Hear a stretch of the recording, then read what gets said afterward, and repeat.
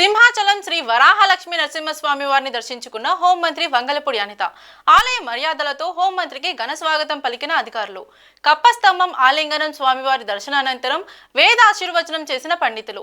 మంత్రి అనితకు స్వామివారి చిత్రపటాన్ని ప్రసాదాన్ని అందజేసిన అధికారులు.